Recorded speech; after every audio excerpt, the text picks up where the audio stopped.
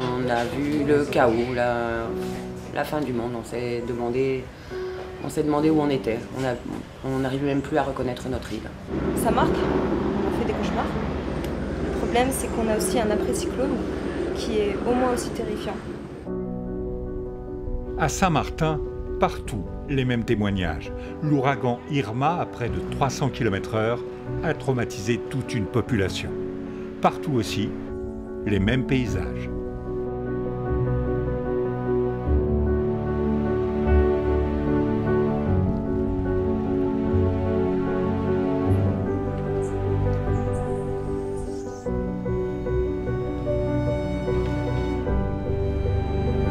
Quand on est arrivé, déjà à l'aéroport, on voyait les avions complètement retournés sur la piste. Et très rapidement, quand on a fait la navette pour aller au camp où on était hébergé, on avait l'impression qu'il y avait eu une guerre. Et ce qui était très marquant, c'était pas de verdure, pas de vie. 3 semaines ont passé. Il n'y a toujours pas d'eau potable. L'usine de désalinisation a été totalement ravagée.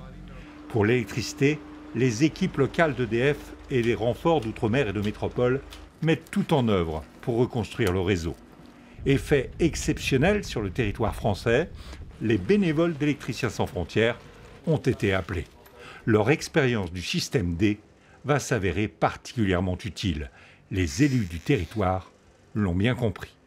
On a besoin qu'on nous file un coup de main pour nous donner des contacts pour distribuer.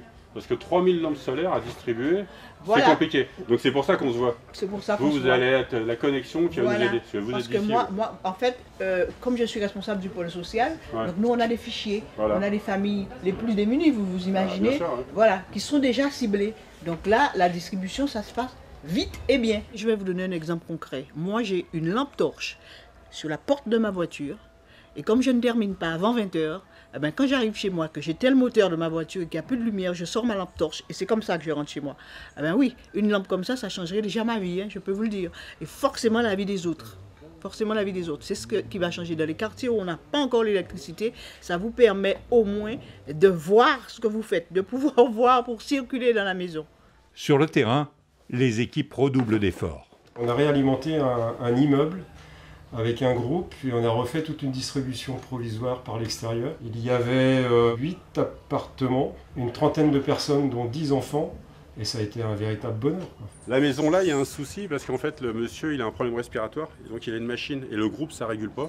Donc on lui tire une ligne du bas, parce qu'il a un autre bien qui est alimenté en bas, une ligne de 200 mètres, pour qu'il puisse se mettre sur du réseau. S'il y a besoin d'isoler, un petit peu comme au tableau que vous avez à la maison, c'est ici que ça se passe. D'accord. D'accord. Que vous allez pouvoir couper si besoin. Donc là, il y a votre allonge qui vous permet d'aller à l'intérieur. Et ici, c'est la connexion avec le groupe. Et avec l'électricité, partout, une lueur d'espoir. Vous êtes prêts à prendre un gros courant d'air ? 3, 2, youpi. C'est du bien. Enfin. Il n'y a pas la lumière là. Ah mais la lumière, on s'en fout, c'est l'air. Ouais. Des câbles, quelques ampoules et de petits groupes électrogènes qui changent la vie, comme un peu plus bas dans cette école maternelle. Grâce à eux, on a pu, notamment ce matin, pouvoir brancher notre pompe de citerne, parce qu'on marche beaucoup avec une citerne ici. Donc on a pu avoir accès enfin à l'eau, parce qu'on n'a pas d'eau, pas d'électricité. Sans Électriciens sans frontières, ça aurait été compliqué pour le moment de pouvoir nettoyer l'école et la mettre à disposition le plus rapidement possible. Sur la route qui nous mène à des zones encore plus touchées, Philippe Guistinati, le chef de mission, fait le point. La mission initiale, c'est l'appui à la Croix-Rouge. C'est-à-dire partout, ils font des pauses de camps, de distribution. Nous, on amène de l'énergie. Deuxième mission, on nous demande une évaluation un peu sur l'île de tout ce qui est manque d'énergie en individuel. Donc on maraude.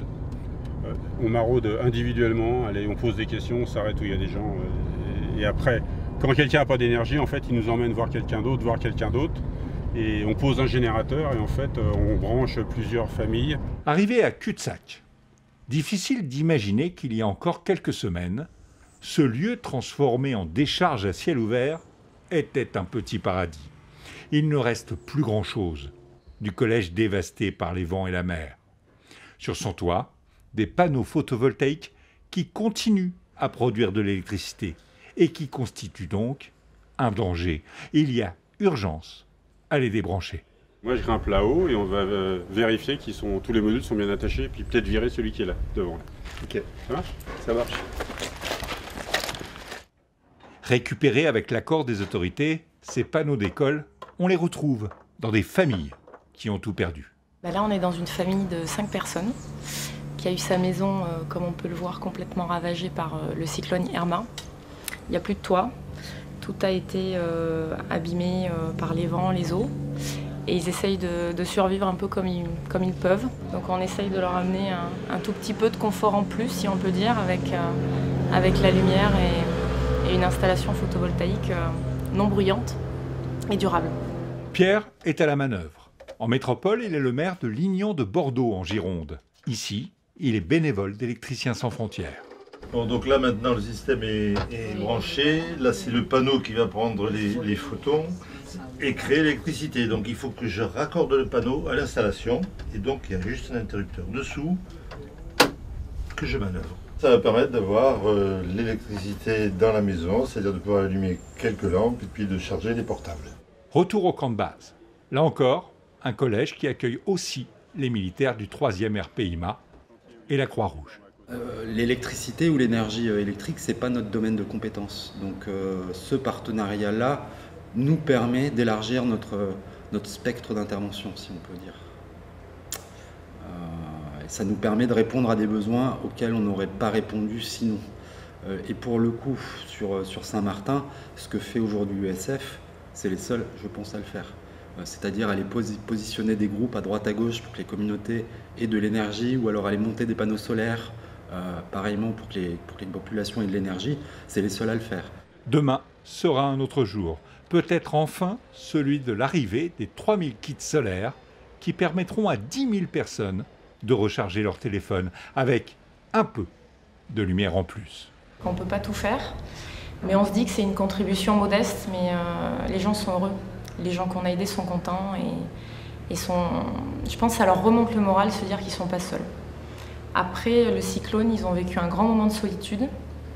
Le cyclone a été terrible pour eux, mais l'attente après le cyclone et l'arrivée de José, ça a été de l'angoisse pour beaucoup d'entre eux. Ils en parlent beaucoup. Et le fait de voir tous ces bénévoles qui arrivent, avec différents types d'actions, ça les rebooste. Ça leur donne envie aussi de se relever et de se dire qu'ils vont arriver à relever la tête et à rebâtir ce qu'il faut rebâtir pour leurs enfants, pour leur maison,